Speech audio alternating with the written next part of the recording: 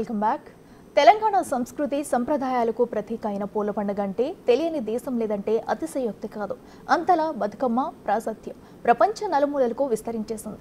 అసలు బతుకమ్మ పండుగ వచ్చిందంటే చాలు ఆడబిడ్డలంతా ఆటపాటల్లో మునిగి తేలిపోతారు. తీరొక్క పూలతో అమ్మవారిని అలంకరించి మురిసిపోతారు.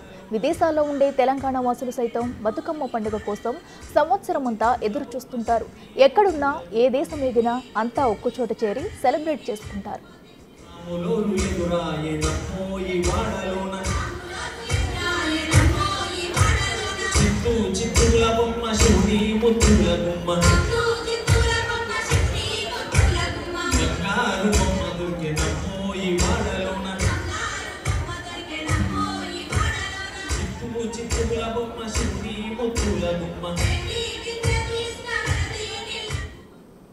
అలాంటి బతుకమ్మ పండుగకు అగ్రరాజ్యం అమెరికాలో గొప్ప గుర్తింపు దక్కింది. యుఎస్ఏలోని కొన్ని రాష్ట్రాలు బతుకమ్మ పండుగను అధికారికంగా గుర్తించి వారోత్సవాలను ప్రకటించాయి.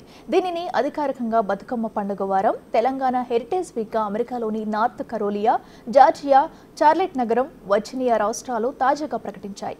ఈ మేరకు ఆయా ప్రాంతాల మేయర్ గవర్నర్లు అధికార ప్రకటనలు విడుదల చేశారు. ఈ క్రమంలోనే తెలంగాణ సంస్కృతి సంప్రదాయాలకు అద్దం పట్టేలా బతుకమ్మ పండుగను అక్టోబర్ 1 నుంచి 9వ తేదీ వరకు అధికారికంగా జరుపుకోవాలని అక్కడి ప్రజలకు సూచించారు.